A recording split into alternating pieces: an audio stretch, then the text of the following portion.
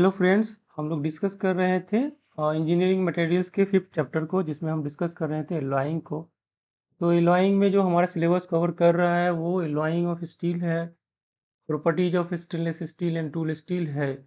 तो ये सब टॉपिक हमने डिस्कस कर लिया है पिछले क्लासेस में कि एलॉइंग ऑफ स्टील क्या है, properties of stainless steel and properties of tool steel क्या है, ये हमने डिस्कस कर लिया है लास्ट क्लासेस में। आज के क्लास में हम डिस्कस करेंगे कि क्या है मैरेजिंग ऑफ स्टील एंड क्या है कास्ट आयरन्स।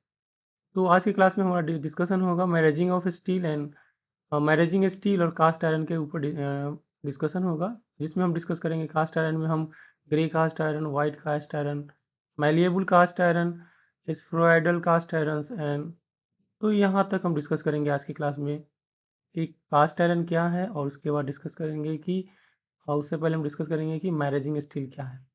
तो हम स्टार्ट करते हैं आज का डिस्कशन। पहले डिस्कस करते हैं मैरेजिंग स्टील। तो मैरेजिंग स्टील क्या है कि यह हाई आपका क्या है, हाई एलॉय हाई स्ट्रेंथ, ये आपका क्या है हाई एलॉय और हाई स्ट्रेंथ स्टील्स है। इसकी स्ट्रेंथ क्या होती है, सबसे ज़्यादा होती है हाई स्ट्रेंथ स्टील्स है मैरेजिंग स्टील जो होती है। इसकी स्ट्रेंथ हाई होती है। इसमें एलॉय इसका एलॉइंग भी हाई होता है। और हम अगर आगे बात करेंगे तो इसकी जो फॉर्मिंग करेक्टरिस्टिक्स है, फॉर्मिंग करने का मतलब इसको एक शेप से दूसरे शेप में जो हम कन्वर्ट करते हैं, उसकी जो करेक्टरिस्टिक है वो अच्छी है, ये गुड है, गुड फॉर्मिंग करेक्टरिस्टिक्स है। इसकी वेल्डेबिलिटी भी अच्छी है। वेल्डेबिलिटी यानी कि हम उसको वेल्ड करने की जो एबिलिटी है, दो पार्ट है तो उसको हम जो ज्वाइंट कर सकते हैं, जो वेल्ड कर सकते हैं, दैट इज़ कॉल्ड वेल्डेबिलिटी। उसके बाद हम बात कर रहे थे अभी फॉर्मिंग का, कि एक शेप से दूसरे शेप में कन्वर्ट कर सकते हैं, वो इसकी इस तरह की स्टील के मैरेजिंग स्टील की अच्छी होती है। इसका जो यील्ड स्ट्रेंथ है, यील्ड स्ट्रेंथ और टेंसाइल स्ट्रेंथ का जो रेशियो है वो भी आपका हाई है। तो यील्ड स्ट्रेंथ हमें पता है जो जब मटेरियल की यील्डिंग होती है, और टेंसाइल स्ट्रेंथ जो मैक्सिमम स्ट्रेंथ आपका बिफोर फेलियर हो सकता है, तो वो भी आपका दोनों, इस दोनों का रेशियो अगर के हम बात करेंगे तो ये हाई होगा मैनेजिंग स्टील का in comparison to other steels. इसका जो फ्रैक्चर टफनेस होती है वो भी आपका ज़्यादा होगा मैनेजिंग स्टील का। तो मैनेजिंग स्टील में high yield strength to tensile ratio होगा आपका, yield strength to tensile strength का रेशियो होगा, फ्रैक्चर टफनेस ज़्यादा होगा, वेल्डेबिलिटी बहुत अच्छी है इसकी, और फॉर्मिंग कैरेक्टरिस्टिक्स भी बहुत अच्छा है। तो ये कुछ प्रॉपर्टीज़ हैं आपका मैनेजिंग स्टील का भी हम डिस्कस कर रहे हैं। इसका स्ट्रेंथ बहुत ज़्यादा होती है, हाई स्ट्रेंथ स्टील्स हैं ये। तो हम अगर बात करेंगे केमिकल कंपोजिशन का, मैनेजिंग स्टील का अगर हम बात करेंगे केमिकल कंपोजिशन का, तो ये इसमें क्या होता है कि जो ऑस्टेनाइट है वो मोर्टेनसाइट में का क्या करते हैं कि ऑस्टेनाइट जो है आपका क्या मोर्टेनसाइट में आपका ट्रांसफॉर्म हो जाता है। अगर हम बात करेंगे कि अगर इवन ऑन एयर कूलिंग, अगर हम एयर कूलिंग भी कर रहे हैं, तो एयर कूलिंग भी कर रहे हैं तो इसका जो ऑस्टेनाइट है, तो ये ऑस्टेनाइट क्या होता है मोर्टेनसाइट में कन्वर्ट कर जाता है, जिससे इसका क्या होता है स्ट्रेंथ बढ़ जाता है। तो स्ट्रेंथ तो बढ़ जाता है, लेकिन अगर जब हम आपको इसका ये एयर कूलिंग करेंगे तो इसमें डिस्टॉर्शन भी आपका होगा, सिग्निफिकेंट डिस्टॉर्शन होगा इस स्टील में। अगर हम ऑल्सो इन मैनेजिंग स्टील क्या होता है कि इसमें कुछ प्रॉब्लम भी होंगे। इसके स्ट्रेंथ ज़्यादा है, वेल्डेबिलिटी अच्छी है, फॉर्मिंग अच्छी करेक्टरिस्टिक है, फ्रैक्चर टफनेस ज़्यादा है, तो इसके कुछ प्रॉब्लम्स भी हो सकते हैं, कुछ डिमेरिट्स भी हैं कि इसमें आपका क्या होगा कि थोड़ा सा डिस्टॉर्शन भी आपका हो जाएगा। तो डिस्टॉर्शन होगा, लेकिन जो डिस्टॉर्शन होगा हम बात करेंगे बाकी स्टील से, तो वो प्रैक्टिकली वो बहुत कम होगा, इनसिग्निफिकेंट आपका होगा। तो इस तरह से देख सकते हैं कि मैनेजिंग स्टील में बहुत सारे अच्छे प्रॉपर्टीज़ हैं। इसमें आपका डीकार्बोनाइजेशन का भी जो प्रॉब्लम हो सकता होता है हीटिंग करने पे, वो भी आपका नहीं होगा, डीकार्बोनाइजेशन भी आपका नहीं होगा इसमें। जो डीकार्बोनाइजेशन का जो खतरा होता है वो भी इसमें नहीं होगा। तो मैनेजिंग स्टील जनरली क्या होता है कि यह एक एलॉय होता है आयरन और निकेल का। जनरली जो आपका मैनेजिंग स्टील होगा वो एलॉय होगा, किसका, आयरन का और निकेल का। तो यहाँ से देख सकते हैं कि मैनेजिंग स्टील में बहुत अच्छी प्रॉपर्टीज़ है आपका। इसकी फॉर्मिंग करेक्टरिस्टिक्स बहुत अच्छी है, इसकी वेल्डेबिलिटी बहुत अच्छी है। इसका अगर हम बात करेंगे तो इसमें डिस्टॉर्शन जो होगा बहुत ही कम होगा, इनसिग्निफिकेंट डिस्टॉर्शन है बाकी हम स्टील से कंपेयर करेंगे तो।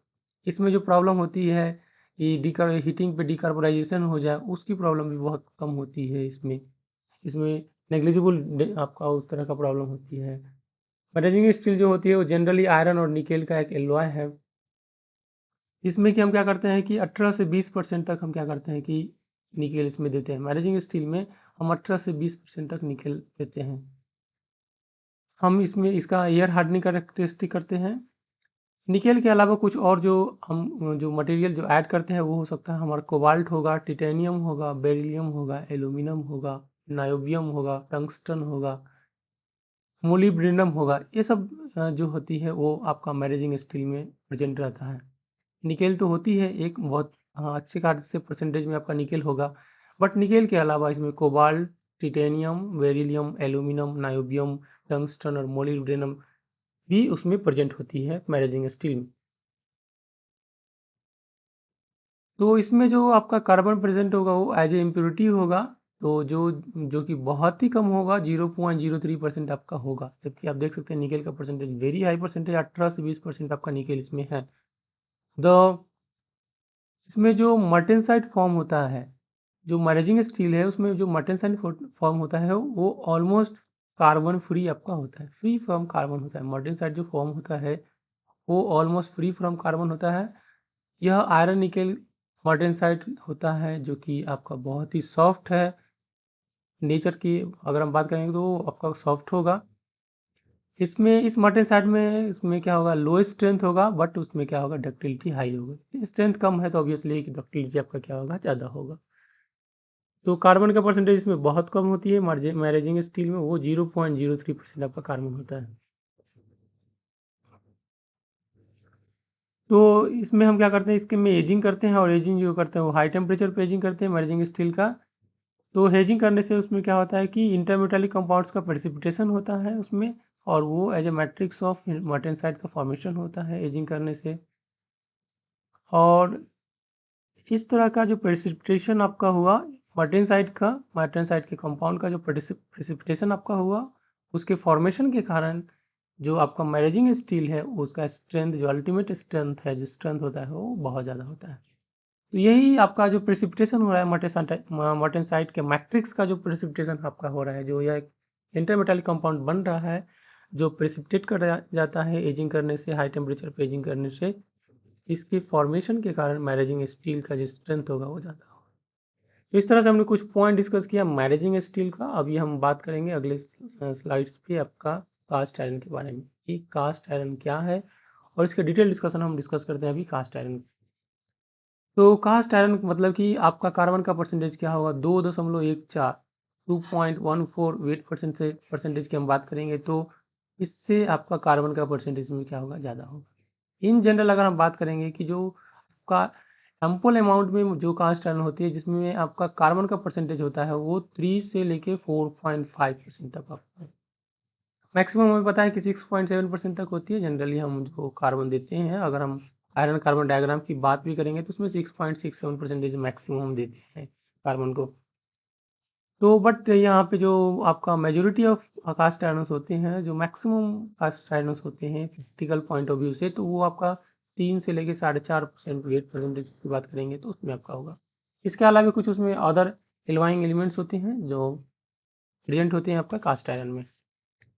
तो कास्ट आयरन में आपका कार्बन का परसेंटेज जो 2.14 से ज़्यादा होना चाहिए, 2.14 से ज़्यादा होना चाहिए, बट इन जनरल आपका 3 से 4.5 के बीच में कार्बन का परसेंटेज होना चाहिए। कुछ और अगर हम बात करें कास्ट आयरन के बारे में, तो कास्ट आयरन में अगर हम आयरन कार्बन फेज डायग्राम की डिस्कस करेंगे, आयरन कार्बन या आयरन कार्बाइड फेज डायग्राम से हम देखेंगे, तो इसमें जो टेम्परेचर होगा, वो जो टेम्परेचर होगा जो इसका टेम्परेचर रेंज होगा वो 1150 से 1300 डिग्री सेंटीग्रेड होगा। तो 1150 से 1300 डिग्री सेंटीग्रेड पे अगर आप इसको मेल्टिंग करेंगे तो जो इस परसेंटेज का आपका कास्ट आयरन है जिसमें इतना परसेंटेज है वो ऑलमोस्ट आपका मेल्टिंग हो जाए, ये आपका मेल्टिंग पॉइंट होगा कास्ट आयरन का। तो ये कास्ट आयरन के मेल्टिंग पॉइंट का है। अगर हम बात करेंगे अदर स्टील से तो ये अदर स्टील से थोड़ा सा कम होगा कास्ट आयरन, इसमें आपका जो मेल्टिंग पॉइंट आपका है कास्ट आयरन का वो अदर स्टील से कंपेयर करेंगे तो वो कम। तो कास्ट आयरन को हम इजीली मेल्ट कर सकते हैं, इसलिए हम इसको क्या करते हैं, बहुत ज़्यादा यूज करते हैं कास्टिंग करने में, क्योंकि कास्टिंग करना तभी पॉसिबल है जब हम उसको में ईजिली मेल्टिंग कर सकते हैं तो क्योंकि इस आयरन को हम इजीली मेल्ट कर सकते हैं तो इसलिए हम कास्ट आयरन का बहुत कास्टिंग करते हैं क्योंकि इसको इजीली मेल्ट कर सकते हैं। अगर हम बात करेंगे प्रॉपर्टी का तो कास्ट आयरन कास्टिंग से हम बनाते हैं तो इसकी क्या होती है कंप्रेसिव स्ट्रेंथ तो बहुत अच्छा होगा लेकिन ये आपका बहुत ही ज़्यादा ब्रिटल होगा। हम बात करेंगे तो अगर डक्टिलिटी की बात करेंगे तो बहुत कम होगा। तो कास्ट आयरन क्या होंगे बहुत ही आपका क्या होगा कि आपका ये ब्रिटल होगा। तो इसमें हम ट्राई करते हैं कि जो भी आपका स्ट्रक्चर आपको बनाना है, जो भी आपके पार्ट्स बनाने हैं वो कास्टिंग से ही बन जाए।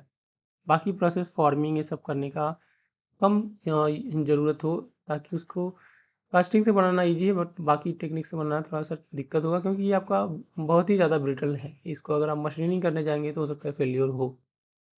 तो इसलिए हम कोशिश करते हैं कि इसको कास्टिंग में ही जो मैक्सिमम हो बना लेते हैं। तो इसमें एक अगर हम बात करेंगे कास्ट आयरन में तो सीमेंटाइट जो कि Fe3C है एक कंपाउंड उसमें प्रेजेंट होता है जो मेटास्टेबल कंपाउंड है। ज़रूरत होने से ये मेटास्टेबल सीमेंटाइट जो होता है वो मेटास्टेबल कंपाउंड है, स्टेबल नहीं मेटास्टेबल है। तो ये ब्रेक भी हो सकता है, डिसोसिएट कर जाएगा आपका, ब्रेक हो जाएगा। और ब्रेक किस में होगा आपका फेराइट में और ग्रेफाइट में। तो ये क्या करेगा जो Fe3C है वो फेराइट और आपका फेराइट अल्फा फेराइट में और ग्रेफाइट में ये आपका आयरन प्योर आयरन है अल्फा फेराइट है और सीमेंटाइट में आपका क्या होगा ब्रेक कर जाएगा। तो हम बात करेंगे सीमेंटाइट का तो कास्ट आयरन में सीमेंटाइट एक मेटास्टेबल कंपाउंड पाया जाता है ये आपका। तो ज़रूरत होने से ये क्या हो सकता है ब्रेक हो सकता है और अल्फा फेराइट में प्योर आयरन में और ग्रेफाइट में जो कि एक स्टेबल है। हम अगर बात करेंगे true equilibrium iron carbon phase diagram का जिसमें कि हम with graphite instead of cementite as stable phase उसको हम बात करेंगे तो उसमें सीमेंटाइट को स्टेबल फेज करने से ज़्यादा अच्छा है कि उसको हम ग्रेफाइट को एज ए स्टेबल फेज वहाँ पे मान के हम ट्रू आयरन कार्बन डायग्राम बना सकते हैं ड्रॉ कर सकते हैं। अभी हम डिस्कस कर रहे हैं कास्ट आयरन को तो कास्ट आयरन का और कुछ डिटेल डिस्कशन करते हैं कि कास्ट आयरन क्या है। हम अगर बात करेंगे आयरन कार्बन फेज डायग्राम का तो इस रेंज में आपका क्या होगा कि ये अगर हम जो रेंज है आपका यहाँ पे आपका इस रेंज में हम कह सकते हैं कि यहाँ पे इस पर्टिकुलर रेंज में आपका इस रेंज में आपका क्या होगा कि यहाँ पे इस रेंज में कास्ट आयरन आपका होगा। तो हम आगे कैटेगराइज करते हैं कास्ट आयरन को। अगर हमने फास्ट कूलिंग किया है अगर आपने कूलिंग फास्ट किया है तो आपको जो फॉर्मेशन होगा वो वाइट कास्ट आयरन का फॉर्मेशन। अगर आपने फास्ट कूलिंग किया है तो जो फॉर्मेशन होगा आपका वाइट कास्ट आयरन का फॉर्मेशन होगा।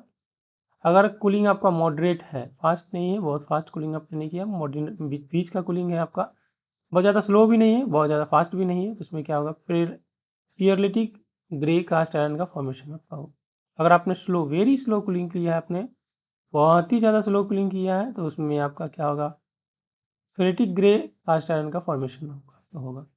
तो इस तरह से हम देख सकते हैं कि अगर ओनली कूलिंग रेट को अगर हम अल्टर करते हैं उसमें हम मॉड्यूलेशन करते हैं तो कूलिंग रेट के मॉड्यूलेशन करने के कारण इसमें क्या होगा कभी वाइट कास्ट आयरन बन सकता है अगर आपने फास्ट कूलिंग किया है तो मॉडरेट कूलिंग किया है तो आपका पियरलिटिक ग्रे कास्ट आयरन बनेगा और अगर आपने वेरी स्लो कूलिंग किया है तो आपका फेरेटिक ग्रे कास्ट आयरन बनेगा।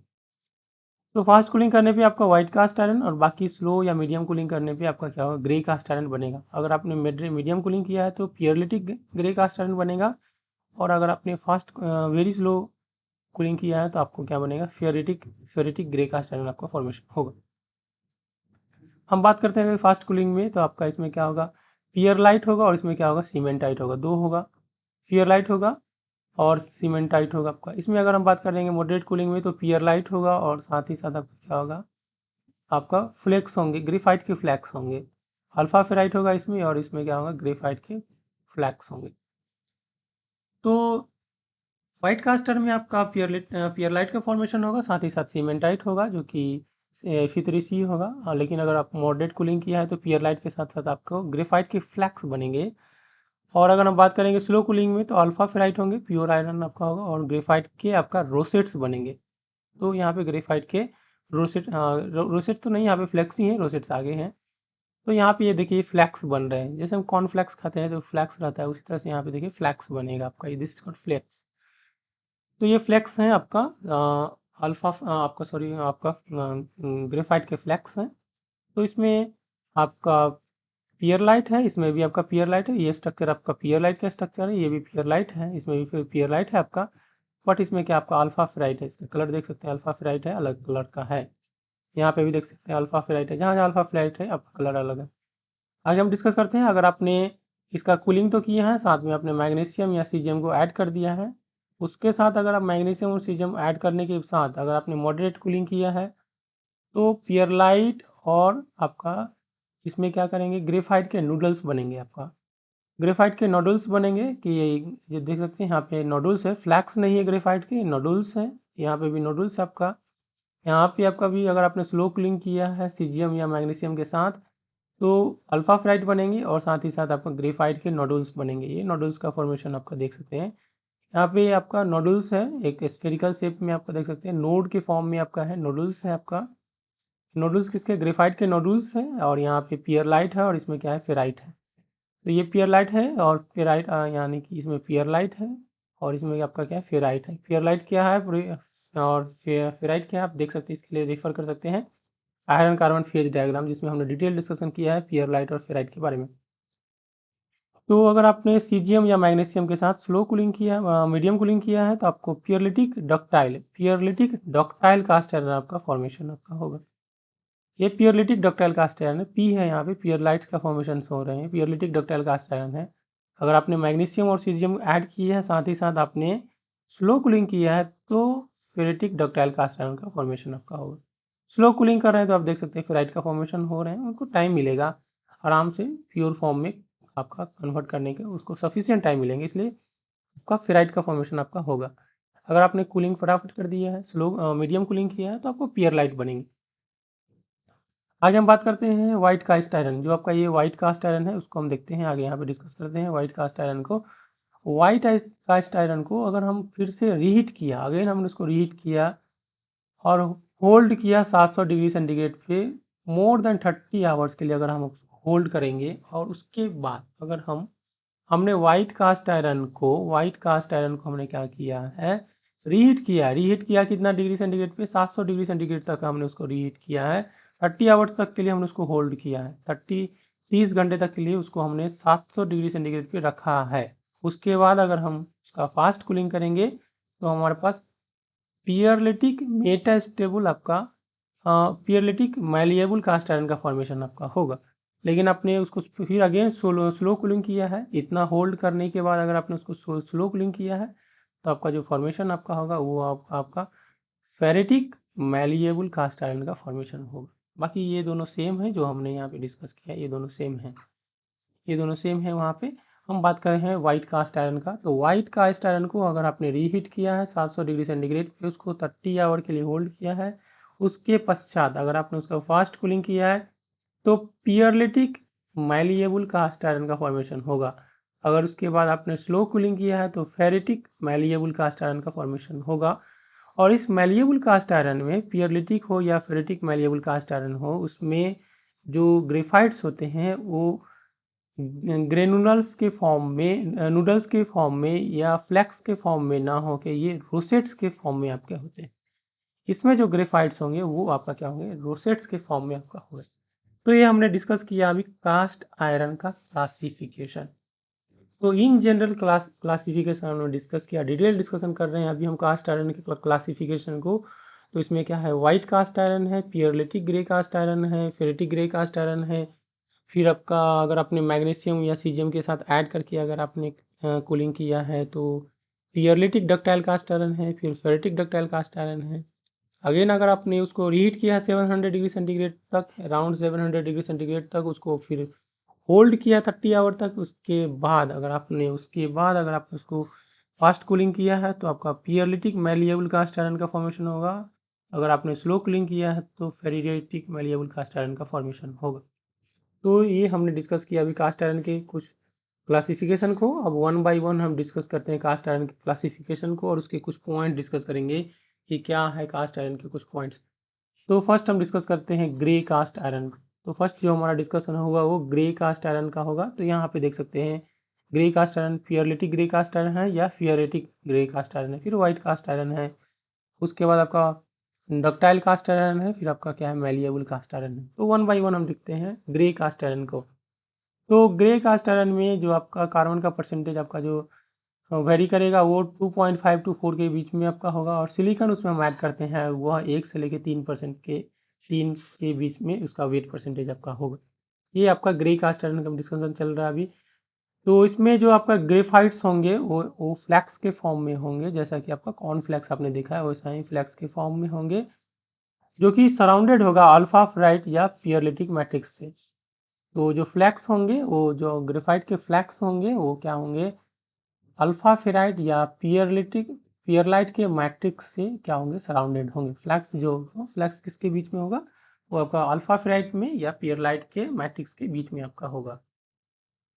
स्ट्रक्चर ये देख सकते हैं, अगर आप माइक्रोस्कोप से इसका इमेज देखेंगे तो जो ग्रे कास्ट आयरन का जो टिपिकल इमेज आपको दिखेगा वो इस तरह से दिखेगा। ये फ्लैक्स है आपका, ये जो फ्लैक्स है वो किसके फ्लैक्स है, ग्रेफाइट के फ्लैक्स है। और ये जो मैट्रिक्स है आपका, वो मैट्रिक्स आपका या तो अल्फा फेराइट का होगा या पियर लाइट का मैट्रिक्स आपका होगा। क्योंकि इसमें ग्रेफाइट के फ्लैक्स होते हैं, ये fracture surface takes on a grey appearance. तो जो फ्रैक्चर्ड सरफेस, अगर आप देखेंगे इसकी सरफेस में तो आपका इसका कलर जो आपका वो ग्रे कलर का देखा, क्योंकि ग्रेफाइट के फ्लैक्स है तो ये आपका ग्रे कलर का दिखेगा, इसलिए इसका नाम है ग्रे कास्ट आयरन। तो ग्रे अपीयरेंस के कारण इसका नाम क्या है, आपका ग्रे कास्ट आयरन है। तो अगर हम स्ट्रेंथ की बात करेंगे तो मैकेनिकल स्ट्रेंथ से अगर हम कंपेयर करेंगे तो इसका जो आपका ग्रे कास्ट आयरन है वो आपका, अगर हम स्ट्रेंथ की बात करेंगे तो कम वीक होगा इसका, ये ब्रिटल आपका होगा। अगर हम टेंसाइल में देखेंगे तो ये आपका फेल्योर जल्दी होगा, क्योंकि ये इसका प्रॉपर्टी जो है वो ब्रिटल है। तो इसका स्ट्रेंथ अगर मैकेनिकल स्ट्रेंथ देखेंगे तो ये हम ग्रे का स्ट्रेंथ कंपेरेटिवली वीक है, ये आपका रिलेटिवली आपका देखेंगे तो ये कम आपको वीक होगा, कम स्ट्रेंथ होगा और ये ब्रिटल होगा। तो the tips of flakes graphite flakes are sharp and pointed. तो इसमें जो ग्रेफाइट के फ्लैक्स होते हैं उसके टिप क्या होंगे, या तो जनरली शार्प होंगे और पॉइंटेड होंगे। ये कंपेरिजन हम करेंगे नोडल्स से, या अगर हम रोसेट से कंपेयर करेंगे तो फ्लैक्स है तो ऑब्वियसली है कि इसके टिप्स क्या होंगे, शार्प होंगे और क्या होंगे, पॉइंटेड होंगे। तो उससे आपका क्या होगा, स्ट्रेस का कॉन्सेंट्रेशन होगा, स्ट्रेस का कॉन्सेंट्रेशन आपका हो जाएगा, क्योंकि कम एरिया पे सेम स्ट्रेस लगेगा तो स्ट्रेस का कॉन्सेंट्रेशन होगा। स्ट्रेस का कॉन्सेंट्रेशन होने के कारण इसका जो, अगर हम एक्सटर्नल कोई लोड अप्लाई करेंगे तो उसमें टेंसाइल स्ट्रेंथ के कारण इसका जो फेलियर होगा वो जल्दी आपका हो जाएगा। अगर हम स्ट्रेंथ डक्टिलिटी और मच हायर, अगर हम बात करेंगे कंप्रेसिव लोड में तो इसका जो स्ट्रेंथ होगा, डक्टिलिटी होगा, वो बहुत ही ज़्यादा है। हम अगर बात करेंगे ग्रे कास्ट आयरन के स्ट्रेंथ और डक्टिलिटी की बात करेंगे किसमें, कंप्रेसिव लोड में, तो ये बहुत ही अच्छा है आपका, ये बहुत अच्छा स्ट्रेंथ इसमें होगा। कुछ प्रॉपर्टी हमने यहाँ पे डिस्कस किया है। तो स्ट्रेंथ ग्रे कास्ट आयरन की कुछ प्रॉपर्टी होगा, अगर अगर मैट्रिक्स आपका फेराइट का और पियरलाइट का, जिसमें ये परसेंटेज आपका होगा, तो इसका स्ट्रेंथ जो होगा वो 124 मेगा पास्कल आपका टेंसाइल स्ट्रेंथ होगा। तो इसका जो ये टिपिकल एप्लीकेशन क्या हो सकते हैं, तो मिसलेनियस सॉफ्ट आयरन कास्टिंग में हम इसका यूज कर सकते हैं, जिसमें कि आपका स्ट्रेंथ बहुत ज़्यादा प्राइमरी कंसिडरेशन आपका नहीं है। नेक्स्ट अगर हम बात करेंगे फेराइट और पियरलाइट के मैट्रिक्स का, जो ग्रे कास्ट आयरन जिसमें फेराइट हो और पियरलाइट हो, तो इसका स्ट्रेंथ जो होगा 173 मेगा पास्कल है आपका। तो इसका हम यूज़ कर सकते हैं सिलेंडर्स बनाने में, सिलिंड्रिकल ब्लॉक्स बनाने में, सिलेंडर हेड्स बनाने में, पिस्टन बनाने में, क्लच प्लेट्स बनाने में, ट्रांसमिशन केसेस बनाने में हम ग्रे कास्ट, इस तरह के ग्रे कास्ट आयरन का यूज़ कर सकते हैं, जिसमें मैट्रिक्स जो आपका फेराइट का हो सकता है और पियरलाइट का होगा। इसमें परसेंटेज इसके अनुसार वेरी करेगा। ओनली पियरलाइट का मैट्रिक्स है आपका। तो अगर पियरलाइट का मैट्रिक्स है जो परसेंटेज यहाँ पे हो, जिसमें कार्बन का परसेंटेज आपका क्या है 3 से 3.5 हो, 3.3 हो, इसका स्ट्रेंथ कितना होगा, सिलिकॉन 2% हो, मैंगनीज आपका 0.8% है। तो यहाँ पे आप देख सकते हैं धीरे धीरे हमने क्या किया है, सिलिकॉन का परसेंटेज क्या कर रहे हैं, धीरे धीरे रिड्यूस कर रहे हैं सिलिकॉन का परसेंटेज। तो उससे क्या होगा, यहाँ पे इसका स्ट्रेंथ कितना हो रहा है, थोड़ा बढ़ जा रहा है। इसका यूज करते हैं हम डीजल इंजन का कास्टिंग्स करने में, डीजल इंजन के कास्टिंग्स में, इसके लाइनर्स बनाने में, इसका सिलेंडर्स बनाने में, डीजल इंजन के इसके पिस्टन्स बनाने में हम इसका यूज कर सकते हैं। तो ये कुछ टिपिकल एप्लीकेशन है ग्रे कास्ट आयरन का, और इसका क्या स्ट्रेंथ होगा, क्या कंपोजिशन होंगे, वो हमने अभी डिस्कस किया ग्रे कास्ट आयरन के बारे में। तो जो हेवी आपका हेवी इक्विपमेंट है या जो कोई मशीन्स है उसका जो बेस होगा, जो बेस जिस पे वो टिका होता है, जिस पे उसको हम रखते हैं, उसको बनाने में हम इस तरह का यूज़ करते हैं, इस ग्रे कास्ट आयरन का यूज़ करते हैं। क्योंकि ग्रे कास्ट आयरन का क्या होता है कि उसमें जो वाइब्रेशन अगर कोई आपका जनरेट हो रहा है, तो ग्रे कास्ट आयरन का फीचर होगा कि वो वाइब्रेशन को ईज़िली आपका क्या करेगा, डंप कर देगा। उसका डैम्पिंग बहुत ही अच्छा से करता है, वाइब्रेशन का डंपिंग। इसलिए ग्रे कास्ट आयरन का हम यूज़ करते हैं। हेवी इक्विपमेंट या मशीन्स का हम बेस बनाने में इसका यूज़ करते हैं। इसका जो रेसिस्टेंस होता है वियर, वियर के केस में वियरिंग होने में बहुत ज़्यादा होती है, हाई वियर रेसिस्टेंस है इसका, तो इसलिए हम इसका यूज़ कर सकते हैं कि इसके बेस बनाने में, ताकि उसका कोई वियरिंग ना हो, क्यों वियर ना हो, आपका बेस सेम बना रहे। तो ये आगे हम कुछ पॉइंट और पॉइंट डिस्कस करेंगे। तो इसमें जो मोल्टेन स्टेट में अगर हम बात करेंगे, जब ये मोल्टेन स्टेट में होगा तो इसकी फ्लूइडिटी बहुत ही अच्छी है। कास्टिंग टेम्परेचर पे इसकी फ्लूइडिटी बहुत अच्छी रहती है, ताकि इससे हम क्या कर सकते हैं, इसको हम इजीली कास्टिंग बहुत ही अच्छा से कास्टिंग कर सकते हैं। अगर आपको कोई कॉम्प्लेक्स शेप भी फॉर्म करना है तो आपका कास्टिंग इससे आसानी से हो सकता है। इसमें जो कास्टिंग श्रिंकेज होगा वो बहुत कम होती है, इसलिए हम इसको आप आसानी से कास्टिंग कर सकते हैं। तो ये कुछ पॉइंट्स हम डिस्कस कर रहे हैं अभी ग्रे कास्ट आयरन को। तो ये आपका अगर कॉस्ट की बात करेंगे ग्रे कास्ट आयरन, तो ये रिलेटिवली चीपर होंगे, इसमें लिस्ट एक्सपेंसिव होंगे, ये सबसे सस्ता आपका कास्ट आयरन है। आपको कॉस्ट भी बहुत कम लगेंगे ग्रे कास्ट आयरन में। नेक्स्ट हम पॉइंट डिस्कस करते हैं डक्टाइल डक्टाइल आयरन को, डक्टाइल कास्ट आयरन को, जिसको हम नोडुलर या स्फेरॉइडल का ग्रेफाइट कास्ट आयरन भी कहते हैं। तो नेक्स्ट हम डिस्कस कर रहे हैं नोडुलर कास्ट आयरन को। इसमें क्या होगा कि हम क्या करते हैं, स्मॉल अमाउंट में हम क्या करते हैं, मैग्नीशियम या सीरियम ऐड करते हैं। हमने देखा है कि मैग्नीशियम या सीरियम को ऐड कर रहे हैं इसमें। इसमें जो ग्रेफाइट्स होंगे वो आपका नोडुल्स के फॉर्म में आपका होंगे, इसलिए इसका नाम है नोडुलर। या स्फेरिकल शेप हम बोल सकते हैं तो स्फेराइडल ग्रेफाइट। इसका जो ग्रेफाइट है वो स्फेरिकल शेप है, इसलिए इसको स्फेरोइडल ग्रेफाइट कास्ट आयरन भी इसको बोलते हैं। ये डक्टाइल होता है, ये डक्टाइल है, इसलिए इसको हम क्या करते हैं, डक्टाइल कास्ट आयरन भी होते हैं।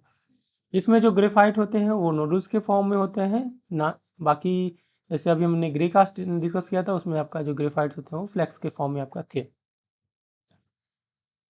तो नोडल्स के फॉर्म में आपका ग्रेफाइट्स है, इसलिए इसको हम क्या बोलते हैं, नोडुलर या डक्टाइल कास्ट आयरन बोलते हैं। क्योंकि इसका डिफॉर्मेशन करना इजी होगा, इसको फॉर्मिंग कर सकते हैं इजीली, इसलिए इसको हम बोलते हैं नोडुलर कास्ट आयरन। इजीली मतलब हम बात कर रहे हैं कास्ट आयरन के रिस्पेक्ट में, बाकी कास्ट आयरन से रिस्पेक्ट कर कंपेरिजन करेंगे तो इसमें इसके जो ग्रेफाइट के नोडल्स है वो या तो पियरलाइट से या फेराइट के मैट्रिक्स से सराउंडेड होंगे, तो उससे सराउंडेड होगा। इसका हम हीट ट्रीटमेंट करते हैं। हमने डिस्कस किया है कि इसमें हम इसको हम क्या करते हैं, इसका हीट ट्रीटमेंट भी कर सकते हैं। 700 डिग्री सेंटीग्रेड पे हम इसका हीट ट्रीटमेंट करेंगे, कुछ टाइम के लिए हम इसको होल्ड भी कर सकते हैं। एक टिपिकल माइक्रो स्ट्रक्चर यहाँ पे दिख रहा है आपका आपका डक्टाइल कास्ट आयरन का। कुछ प्रॉपर्टी हम डिस्कस करते हैं डक्टाइल कास्ट आयरन का। तो डक्टाइल कास्ट आयरन में जो आपका स्ट्रेंथ होगा, टेंसाइल स्ट्रेंथ की अगर हम बात करेंगे तो 380 से लेके 400 के 80 के बीच मेगा पास्कल के बीच में होगा। हम बात करेंगे फेरेटिक डक्टाइल आयरन के बारे में। तो इसमें आपका इसका डिफॉर्मेशन आपका हो सकता है, डक्टिलिटी होती है 10% से 20% तक इसमें डक्टिलिटी है आपका। इसका हम टिपिकल एप्लीकेशन कर सकते हैं कहाँ पे, वॉल्स बनाने में, पंप्स के बॉडीज़ बनाने में, क्रैंक शाफ्ट्स बनाने में, गियर्स बनाने में हम इसका यूज़ कर सकते हैं। और ये सब डिफरेंट ऑटोमेटिक पार्ट्स में हमारा क्या होता है, यूज होता है।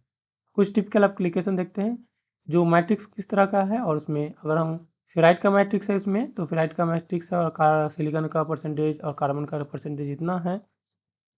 तो इसमें अगर इसका स्ट्रेंथ क्या होगा, 414 टेंसाइल स्ट्रेंथ, और हम यील्ड स्ट्रेंथ की बात करेंगे तो 276। डक्टिलिटी आपका 18% है। इसका हम यूज कर सकते हैं प्रेशर कंटेनिंग पार्ट्स बनाने में, जैसे कि वॉल्व है, या पंप की बॉडीज बनाने में हम इसका यूज कर सकते हैं। अगर इसमें हमने 0.05% मैग्नीशियम ऐड कर दिया है, तो इसी में अगर ऐड कर देंगे तो ये पियरलाइट के स्ट्रक्चर बन जाएंगे, मैट्रिक्स हो जाएंगे, पियरलिटिक मैट्रिक्स बनेंगे। और इसमें जो स्ट्रेंथ आपका होगा, यह इस रेंज का स्ट्रेंथ होगा, इसकी डक्टिलिटी थोड़ी घट जाएगी। तो इससे क्या होगा, इसका स्ट्रेंथ बढ़ जा रहा है, डक्टिलिटी घट रही तो स्ट्रेंथ बढ़ेगा। इसका हम यूज करते हैं गियर बनाने में या मशीन के कंपोनेंट्स बनाने में।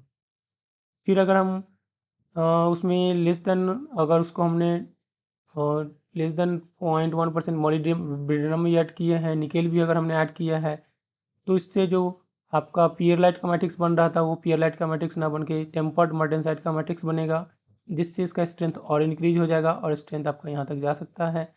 स्ट्रेंथ इंक्रीज कर रहा है यानी कि उसकी डक्टिलिटी घट जाएगी, और इसका हम यूज करते हैं पिनियंस बनाने में, गियर्स बनाने में, रोलर्स बनाने में, स्लाइड्स बनाने में हम इसका यूज करते हैं।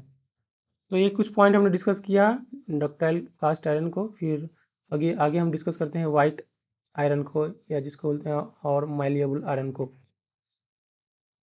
तो वाइट आयरन और मैलिएबल आयरन क्या है कि उसमें क्या होगा कि लेस देन 1% आपका क्या होगा, सिलिकॉन होगा। और इसका हम जैसे इसको जब प्रोड्यूस करते हैं तो हम क्या करते हैं, इसको रैपिड कूलिंग करते हैं। तो इसमें हम इसका रैपिड कूलिंग करते हैं, और इससे इसमें आपका जो सिलिकॉन का परसेंटेज होगा 1% से कम आपका आपका होगा। तो इसका अगर हम माइक्रोस्कोप की माइक्रो स्ट्रक्चर हम देखेंगे तो इसका अपीयरेंस माइक्रो स्ट्रक्चर देखेंगे तो वो वाइट कलर का होगा, इसलिए इसका नाम क्या करते हैं हमका वो इसको white iron, white cast iron इसको बोलते हैं। अगर हम माइक्रो स्ट्रक्चर देखेंगे तो इसका कलर वाइट होगा, इसलिए हम इसको क्या करते हैं, वाइट कास्ट आयरन बोलते हैं। अगर हम फिगर भी देखेंगे आगे तो वाइट कास्ट आयरन आपको दिखेगा कि वाइट कास्ट आयरन आपका कैसा है। ये आप देख सकते हैं, ये आपका फिगर है, वाइट आयरन का फिगर है, और ये आपका क्या है, मैलिएबल आयरन का फिगर है। आगे डिस्कस करेंगे फिगर, पहले हम कुछ पॉइंट डिस्कस कर लेते हैं फिर फिगर पे आते हैं। तो हम वाइट कास्ट आयरन का हम देखेंगे आगे कि कैसा इसका व्यू होगा, जिसमें मैट्रिक जो आपका पियरलाइट का मैट्रिक होगा, जिसमें आपका फेराइट और सीमेंटाइट आपका होगा। पियरलाइट हमें पता है जिसमें कि आपका फेराइट और सीमेंटाइट का आपका कंपोजिशन आपका होगा, जो लेयर वाइज लेयर आपका वहाँ पे रहेगा। इसमें थिक सेक्शन होंगे, may be have only a surface layer of white iron that was chilled during the casting. तो उसको हम क्या करते हैं, कूल करते हैं, चिल्ड करते हैं। तो हम कास्टिंग में तो रैपिड कूलिंग हम यहाँ पे क्या करते हैं, जो हम कूलिंग करते हैं थोड़ा सा फास्ट कूलिंग हो रहा है, इसलिए यहाँ पे ये आपको अगर चिलिंग इसलिए इसको बोलते हैं कि ये चिल्ड किया जाता है, तो उससे हमारा क्या होता है, वाइट कास्ट आयरन का फॉर्मेशन आपका होगा।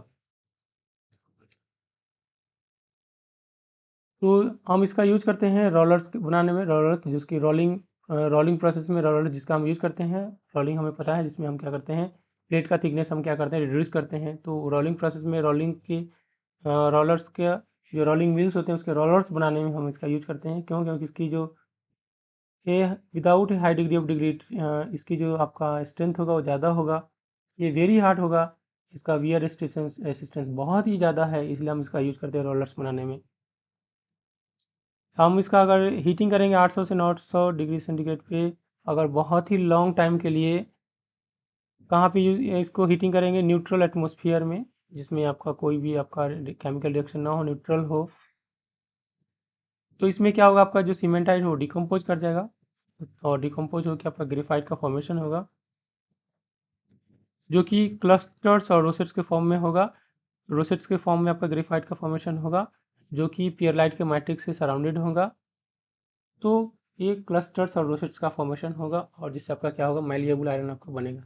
देखते हैं अब ये मैलिएबल आयरन और वाइट कास्ट आयरन को देख रहे हैं। तो ये फिगर है आपका वाइट आयरन का, जिसमें कि आपका फेराइट और सीमेंटाइट का लेयर है। तो फेराइट है और सीमेंटाइट का लेयर है, ये फेराइट आपका है और ये सीमेंटाइट का लेयर है। इसमें देख सकते हैं ये सब सीमेंटाइट का लेयर है और ये फेराइट का लेयर है। मैलिएबल आयरन में क्या होगा कि ये डार्क ग्रेफाइट के रोसेट्स होंगे। ये डार्क ग्रेफाइट के देखिए, ये रोसेट्स हैं, ये रोसेट्स हैं डार्क ग्रेफाइट के, और बाकी आपका फेराइट होगा, अल्फा फेराइट होगा, जो कि आपका वाइट कलर का आपका है। तो ये हमने फोटोग्राफ दिखाया है। इसका स्ट्रेंथ जो होगा, तो आपका हाई स्ट्रेंथ आपका होगा, एंड डक्टाइल भी होगा, साथ ही साथ आपका क्या होगा, मैलिएबल भी आपका होगा। ये इस तरह के जो कास्ट वाइट आयरन जो है, वाइट कास्ट आयरन या मैलिएबल कास्ट आयरन है, वो आपका डक्टाइल तो होगा ही, स्ट्रेंथ भी बहुत अच्छा है इसका होगा, बहुत ज़्यादा होगा। इसके कुछ प्रॉपर्टी हम डिस्कस करते हैं वाइट कास्ट आयरन का, कि वाइट कास्ट आयरन में आपका अभी हम बात करें मैलिएबल कास्ट आयरन का। फिर अगर मैलिएबल कास्ट आयरन है तो उसमें आपका अगर फेराइट के मैट्रिक्स हैं तो इसका स्ट्रेंथ यहाँ पे होगा फेराइट का मैट्रिक्स होगा और साथ ही जो कंपोजिशन है वो इस रेंज के कंपोजिशन है। तो स्ट्रेंथ आपका 345 मेगापास्कल है और इसमें अगर फेराइट और पियरलाइट के मैट्रिक्स है तो इसका स्ट्रेंथ कितना 448 मेगापास्कल का होगा। जनरली जो हम इसका जनरली इंजीनियरिंग सर्विसेज में इसका यूज करते हैं और इसको हम नॉर्मल या एलिवेटेड टेम्परेचर पे हम इसका यूज़ कर सकते हैं। जो यहाँ आपका एप्लीकेशन हो सकता है इस आयरन का वो कनेक्टिंग रोड्स बनाने में, ट्रांसमिशन गियर्स बनाने में, डिफरेंशियल केसेस बनाने में हम इसका यूज कर सकते हैं। पाइप फिटिंग्स में, फ्लेंजेस बनाने में, इसका हम वॉल पार्ट्स बनाने में, रेल का जो रोड होता है वो बनाने में, मरीन एप्लीकेशन इसके हैं। हैवी ड्यूटी सर्विसेज में हम इसका यूज करते हैं वाइट कास्ट आयरन और मैलिएबल कास्ट आयरन को। नेक्स्ट हम बात करते हैं कॉम्पैक्टेड ग्रेफाइट आयरन को। तो कॉम्पैक्टेड ग्रेफाइट आयरन आपका क्या है, CGI कॉम्पैक्टेड ग्रेफाइट आयरन। तो ये आपका कास्ट आयरन की फैमिली में रिसेंट मेंबर है। कास्ट आयरन की फैमिली में अगर बात करेंगे तो कॉम्पैक्टेड ग्रेफाइट आयरन आपका एक रिसेंट मेंबर है। इसमें क्या होगा, आपका ग्रे डक्टाइल मेलिएबल आयरन इससे पहले एग्जिस्ट कर रहा था। As with grey ductile and malleable iron carbon exist as graphite. इसमें आपका कार्बन का ग्रेफाइट के फॉर्म में एग्जिस्ट कर रहा था। Whose formation is formatted by the presence of silicon. Graphite के फॉर्म में आपका एग्जिस्ट कर रहा था। इस आपका कॉम्पैक्टेड ग्रेफाइट कास्ट आयरन में जो होगा आपका सिलिकॉन प्रेजेंट होगा, जिसमें सिलिकॉन का परसेंटेज आपका कितना होगा 1.7 से 3% के बीच में आपका सिलिकॉन प्रेजेंट होगा। और कार्बन का जो परसेंटेज होगा इसमें वो 3.1 से 4% के बीच में आपका होगा। दो टाइप का हम CGI का बात करेंगे अभी हम। एक कॉम्पैक्टेड ग्रेफाइट आयरन जो है वो दो टाइप का होगा, उसका प्रॉपर्टी हम डिस्कस करेंगे अभी आगे। तो जिसमें आपका होगा कि हाँ, जिसमें आपका वर्म लाइक या शेप होगा। आपका ग्रेफाइट का जो शेप होगा वो वर्म लाइक होगा, वर्म का या वर्मिकुलर शेप आपका होगा। तो जिसका माइक्रो स्ट्रक्चर हम आगे डिस्कस करेंगे, देखेंगे। मैग्नीशियम या सीरियम हम इसमें ऐड करते हैं, लेकिन इसका जो कंसंट्रेशन होगा वो डक्टाइल कास्ट आयरन का जो जिसमें उसमें जो कंसंट्रेशन था मैग्नीशियम और सीरियम से उससे कम होगा इसमें आपका कॉम्पैक्टेड ग्रेफाइट कास्ट आयरन में। कॉम्पैक्टेड ग्रेफाइट कास्ट आयरन में दो आपका मैट्रिक्स आपका हो सकता है। एक फेराइट का मैट्रिक्स हो सकता है या पियरलाइट का हो सकता है। पियरलाइट भी आपका हमने डिस्कस किया था कि पियरलाइट क्या है, आपका फेराइट और सीमेंटाइट का एक कंपोजिशन है, मिक्सचर है आपका। तो कॉम्पैक्टेड ग्रेफाइट कास्ट आयरन में आपका क्या होगा, कॉम्पैक्टेड ग्रेफाइट आयरन का या कास्ट आयरन में आपका क्या होगा, फेराइट का मैट्रिक्स जब होगा तो उसमें आपका ये परसेंटेज आपका होगा कार्बन का, सिलिकॉन का, मैग्नीशियम का, टाइटेनियम का, ये परसेंटेज आपका होगा। अगर फेराइट का मैट्रिक्स है तो उसका स्ट्रेंथ यहाँ पे होगा और पियरलाइट का मैट्रिक्स है तो आपका इतना स्ट्रेंथ आपका होगा। डक्टिलिटी आप देख सकते हैं फेराइट के मैट्रिक्स में ज़्यादा है और पियरलाइट के मैट्रिक्स में थोड़ा कम है डक्टिलिटी। हम इसका यूज कर सकते हैं ferrite matrix compacted graphite cast iron का डीजल का इंजन ब्लॉक्स बनाने में, एग्जॉस्ट का मैनिफोल्ड्स बनाने में, ब्रेक का डिस्क बनाने में और हाई स्पीड ट्रेन्स बनाने में हम इसका यूज़ करते हैं कॉम्पैक्टेड ग्रेफाइट आयरन का। तो यह कास्ट आयरन आपका कास्ट आयरन के फैमिली में नया मेंबर है, कॉम्पैक्टेड ग्रेफाइट कास्ट आयरन। कुछ और पॉइंट डिस्कस करते हैं कॉम्पैक्टेड ग्रेफाइट कास्ट आयरन का। तो ये इसका माइक्रो स्ट्रक्चर है, आप देख सकते हैं कॉम्पैक्टेड ग्रेफाइट कास्ट आयरन का, जिसमें आपका कि देख सकते हैं कि नोडल्स के फॉर्म में भी है, आपका नोडल्स के फॉर्म में बन रहे हैं। फ्लैक्स भी है, लेकिन फ्लैक्स छोटे छोटे फ्लैक्स है। फ्लैक्स का फॉर्मेशन हम कोशिश करते हैं कि इसमें जो फ्लैक्स का है वो फॉर्मेशन थोड़ा कम हो, उसको प्रिवेंट करें हैं फॉर्मेशन ऑफ ग्रेफाइट फ्लैक्स, और ये नोडल्स के फॉर्म में आपका फॉर्मेशन हो। तो हाई डिग्री ऑफ इसमें क्या होगा कि नोडुलटी नोडल्स के फॉर्म का फॉर्मेशन हो और इसमें फ्लेक्स का फॉर्मेशन कम हो। इसका हम इस बात का कॉम्पैक्टेड ग्रेफाइट कास्ट आयरन में हम ध्यान रखना पड़ता है। तो compacted graphite iron dark graphite होगा, जिसका जो कि आपका वर्म के तरह आपके पार्टिकल्स होंगे। ग्रेफाइट के जो होंगे वो वर्म्स के, ये आप देख सकते हैं वर्म्स के फॉर्म में है, आपका वर्म्स की तरह है, जो कि आपका अल्फा फेराइट के मैट्रिक्स में इम्बेडेड होगा। ये सब जो बाकी वाइट कलर है वो आपका क्या है, अल्फा फेराइट का मैट्रिक्स है।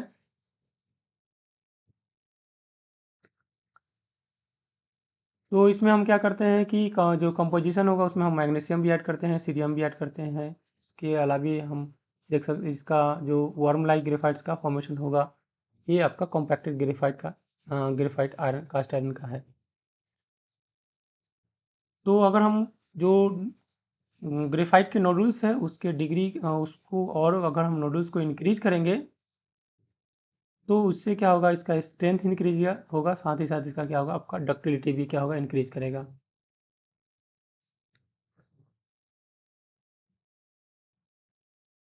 हम अगर बात करेंगे फेरेटिक में का मैट्रिक्स है, तो फेरेटिक का मैट्रिक्स है तो उसका जो स्ट्रेंथ होगा वो पियरलिटिक के मैट्रिक्स से कम होगा, उसकी डक्टिलिटी भी लेकिन इसकी क्या स्ट्रेंथ कम है। लेकिन अगर हम बात करेंगे फेराइट का अगर मैट्रिक्स है तो इसका डक्टिलिटी क्या होगा, आपको ज़्यादा होगा कंपेयर करेंगे अगर पियरलाइट के मैट्रिक्स से। तो कुछ और पॉइंट डिस्कस करते हैं कॉम्पैक्टेड ग्रेफाइट कास्ट आयरन के बारे में, कि इसकी जो इलास्टिसिटी है, मॉडुलस ऑफ इलास्टिसिटी है, वो ये 140 टू 165 गीगा पास्कल आपका होगा, इलास्टिसिटी का जो रेंज होगा। और कुछ अगर हम बात करेंगे कि इसमें हाई थर्मल कंडक्टिविटी होगा, बेटर रेसिस्टेंस होगा to thermal shock, lower oxidation होगा हाई टेम्परेचर पे। इसके जो टिपिकल एप्लीकेशंस है वो हमने पहले भी डिस्कस किया, अभी भी डिस्कस कर रहे हैं कुछ पॉइंट्स, कि इसका ब्रेक के डिस्क बनाने में, हाई स्पीड ट्रेन्स बनाने में, फ्लाईव्हील्स बनाने में, इंजन के ब्लॉक्स बनाने में, एग्जॉस्ट के मैनिफॉल्ड्स बनाने में, गियर बॉक्स के हाउसिंग बनाने में हम इसका यूज करते हैं। तो अभी हम डिस्कस कर रहे हैं कॉम्पैक्टेड ग्रेफाइट कास्ट आयरन को। तो कॉम्पैक्टेड ग्रेफाइट कास्ट आयरन के साथ ही, जो कि आपका कास्ट आयरन के फैमिली में एक नया मेंबर है, हमने कास्ट आयरन को डिस्कस कर लिया। तो अभी तक हमने डिस्कस किया maraging of steel and cast iron को, इसके पहले हमने क्लासेस में डिस्कस किया है स्टेनलेस स्टील और टूल स्टील को।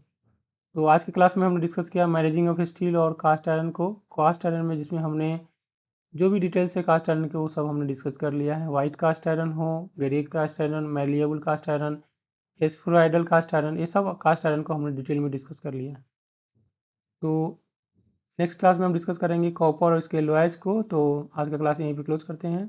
Thank you so much class attend करने के लिए। Thank you so much.